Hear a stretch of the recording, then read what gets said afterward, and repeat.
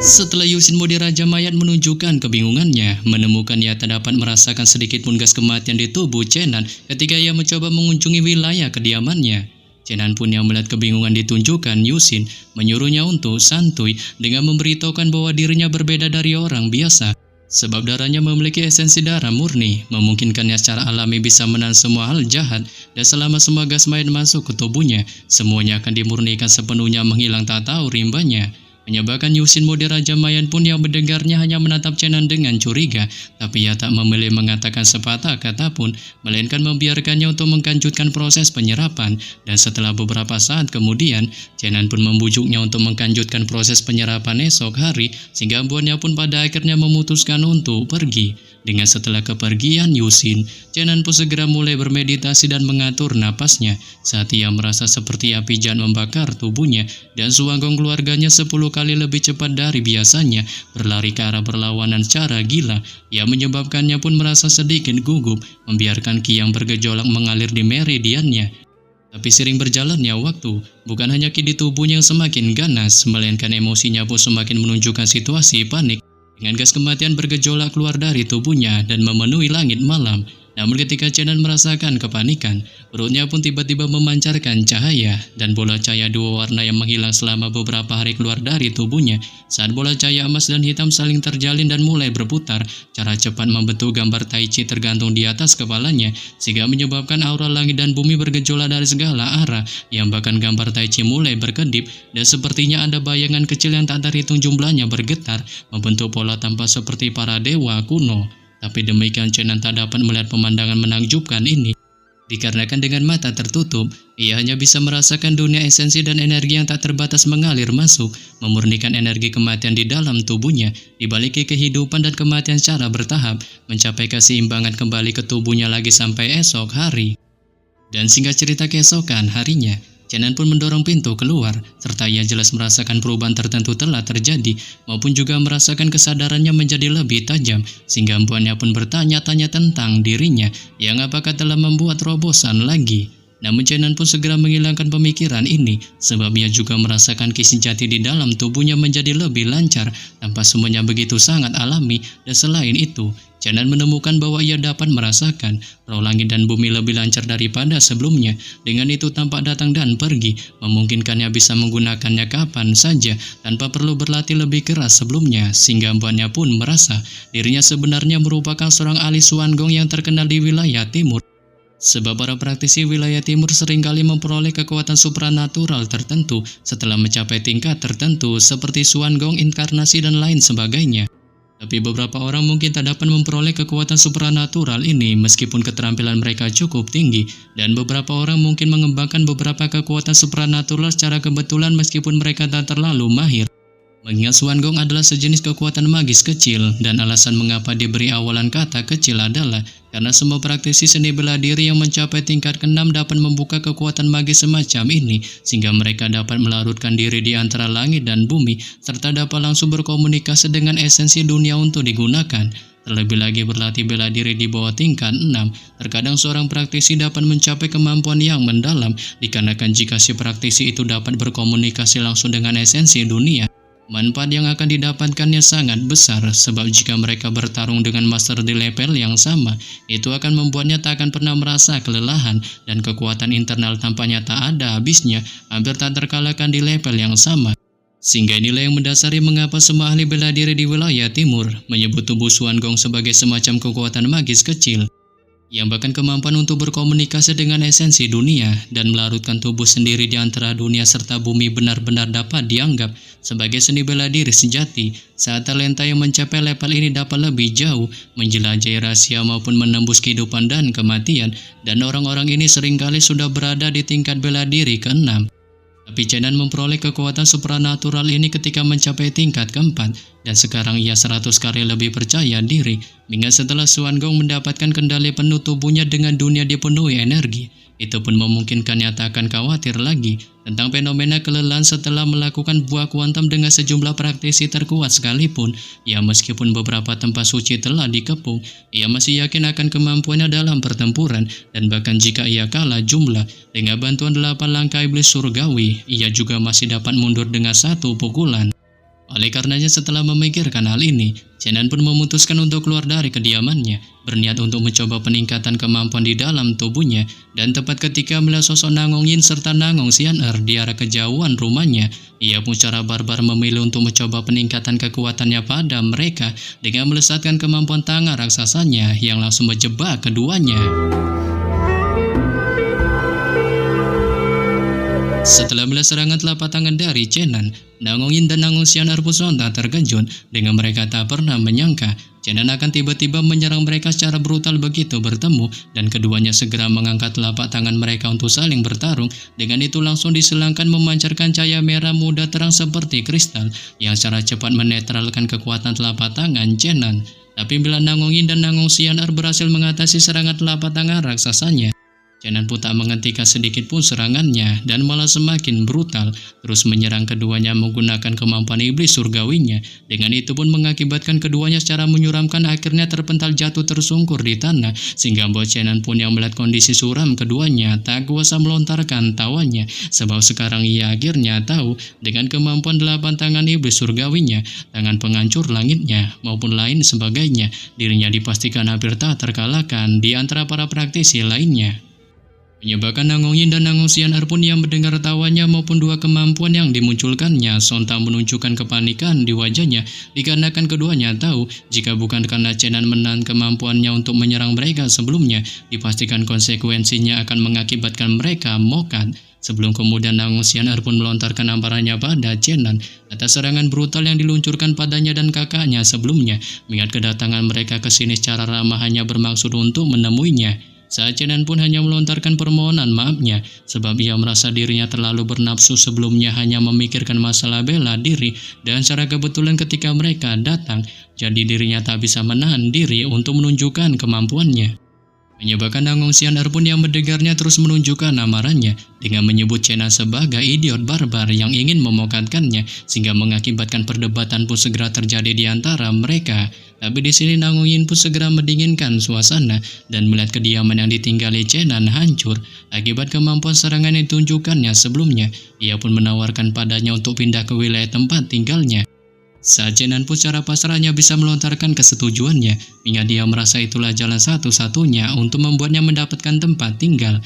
Menyebabkan Nangong Yin dan Nangong Xian'er pun yang mendengarnya menunjukkan kegirangannya, sebab keduanya merasa dengan kekuatan besar Chenan, ia mampu menebas 13 mayat darah maupun 2 malaikat bersayap 4.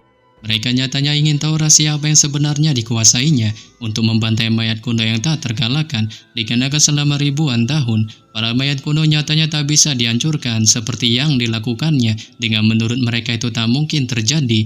Sebelum kemudian Nangong Yin pun yang mengetahui situasi Chenan kali ini sangat berbahaya dan menjadi musuh para ahli sekte pengendali mayat yang mungkin mereka suatu hari nanti pasti akan menyingkirkannya, menyarankannya untuk mempelajari metode rahasia pembunuh mayat dan membiarkan dirinya menguasai hukum ini sepenuhnya, sebab dengan dirinya mempelajarinya, kemungkinan besar para mayat akan takut kepadanya dan mereka tak akan pernah mengancamnya lagi.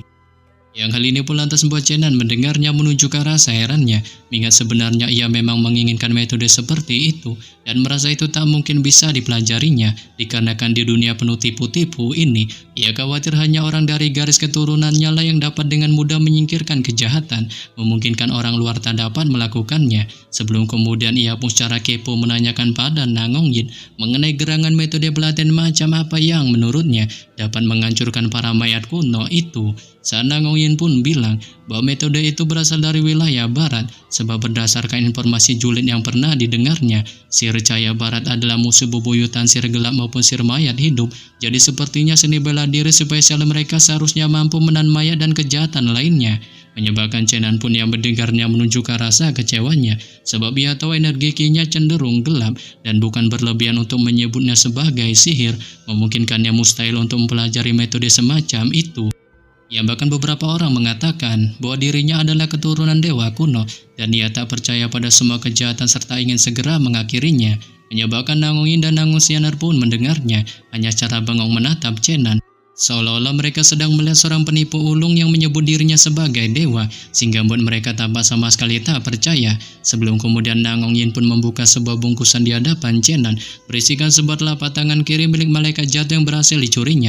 dan menyuruh Chenan untuk mencoba menghancurkannya. Di dasar atas dirinya yang sama sekali tak bisa memotongnya, bahkan sudah mencobanya dengan pedangnya sekalipun. Saat Chenan pun menunjukkan pengertiannya dan mulai menunjukkan kemampuan dewa kunonya pada kedua saudara anomali ini.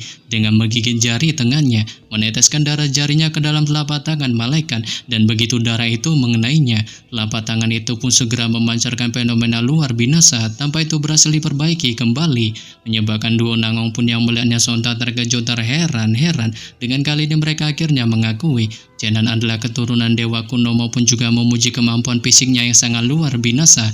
Sebelum kemudian Nangongin pun secara penisirin menanyakan sekali lagi pada Chenan mengenai dirinya, yang apakah sebenarnya memang keturunan dewa kuno. Saat Chenan pun yang mendengarnya secara tengil membenarkannya, sebab ia merasa berdasarkan fakta kemampuan yang kali ini ditunjukkannya di depan, itu sudah membuktikan bahwa dirinya merupakan keturunan dewa kuno. Sebelum kemudian ia pun mengalihkan topik percakapan dan mengajukan usulan mengejutkan pada duo Nangong agar membuat aliansi gabungan antara semua jenis faksi jalan baik dan jalan jahat untuk bersama-sama memusnahkan ribuan mayat milik para praktisi sekte pengendali mayat. Saat dalam balasan ini, meskipun faksi tersebut belum melakukan sesuatu yang berbahaya, sulit untuk membuat orang merasa nyaman. Dengan para pewaris tanah suci tentu saja ingin melemahkan atau bahkan menghancurkan faksi ini karena kebencian mereka terhadap sejarah mayat. Sehingga setelah beberapa jam melakukan pembicaraan rahasia ini, ketiganya pun mencapai kesepakatan dan dua Nangong pada akhirnya setuju dengan usulan dari Chenan.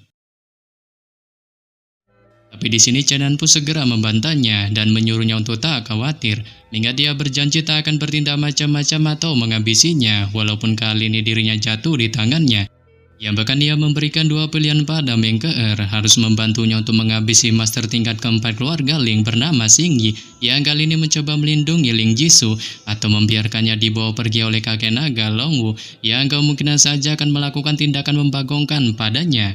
Saat Mengkeer pun yang mendengarnya menunjukkan ketidakberdayaan di raut wajahnya, sebab ia tak menyangka kesuraman yang kali ini menimpanya bisa digambarkan sebagai aib terbesar dalam hidupnya yang membuatnya malu dibandingkan dengan kejadian membagongkan yang dialaminya bersama Chenan di wilayah tanah kematian. Tapi ia pun segera membuang semua pemikirannya ini dan memutuskan mengambil pilihan kedua yang disebutkan Chenan. Menyebabkan Chenan pun segera mulai mengendalikannya, dengan mengendalikannya menggunakan tangan pembungkus naganya yang langsung menyelimutinya dan segera dilesatkannya ke arah pria tua Xingyi. Sehingga dalam keputusasaan, Mengkeer pun hanya bisa mengumpulkan kemampuannya dan segera bertarung melawan pria tua Xingyi, yang mengakibatkan pria tua itu pun segera terpental mundur cukup jauh di balik kesuraman hebat ditunjukkan di raut wajahnya. Dengan setelah bertarung melawan pria tua Xingyi atas kendali Chenan, wajah Mengkeer pun menunjukkan kepucatan dan ia kali ini sangat membenci Chenan dikarenakan ia selalu mengendalikan orang lain serta tak dipikirkannya bahwa ia akan mengalami hari yang memalukan dengan dijadikan alat bertarung olehnya, sehingga buatnya pun tak kuasa melontarkan amarah membara padanya, menyebutkan bahwa jika ia terus menggunakan cara sekejam ini untuk mengendalikannya, Tanah suci kuno di Dantai kemungkinan tak akan membiarkannya pergi dan sudah menganggapnya sebagai buronan serta tak akan pernah berbelas kasih padanya. Ya, meskipun dunia tipu-tipu ini luas dan ia berniat kabur dari mereka, mengingat kekuatan tanah suci Dantai, tak sulit bagi mereka untuk menemukan keberadaannya. Tapi di sini Chenan pun yang mendengar amarah dari Mengkeer hanya menunjukkan kesantuyannya tanpa menunjukkan ketakutannya sedikit pun, sebab ia memang memiliki rencana untuk menaklukkan orang-orang paling terkemuka di tanah suci Dantainya, dan cepat atau lambat dirinya juga ingin mengunjungi wilayah itu. Di dasar atas dirinya, ia mengetahui beberapa tempat suci di tanah kuno Dantai, dan 6 jalur jahat kuno Dantai telah sering berhadapan selama ribuan tahun. Ya, bahkan ia juga tak ingin terlibat dalam perselisihan di antara mereka, dikarenakan tujuannya hanyalah ingin buat tempat suci Dantai tunduk di bawah kakinya. Menyebabkan Mengkeer pun semakin menunjukkan amarah membaranya, dengan tak menyangka Chenan memiliki niatan jahat itu kepada tanah suci kuno Dantainya. Namun ketika Mengkeer masih menunjukkan amarahnya pada Chenan, pada saat ini Ling Jisoo pun masih menunjukkan keopeannya, sebab dengan kekuatan mengerikan dari master tingkat 5 yang ditunjukkannya, walaupun darah di tubuhnya hampir terkuras habis, nyatanya ia kali ini masih terlihat sangat kuat saat banyak murid 4 akademi yang bersatu menyerangnya dengan sekuat tenaga. Serta menggunakan serangan naga besarnya, semuanya berhasil dipukul mundur oleh kemampuan gilanya, yang bahkan ia tak segan-segan menunjukkan ketengilannya dengan menyuruh semua murid dari 4 akademi bersatu menyerangnya menggunakan kemampuan hebatnya. Namun ketika Ling Jisoo masih menunjukkan ketengilannya, dua orang murid akademi pun tiba-tiba mengendalikan naganya yang langsung menuki menyerang ke arahnya. Dengan mereka telah melihat bahwa Ling Jisoo telah kehilangan terlalu banyak darah dan tubuhnya tampak terlihat lemah.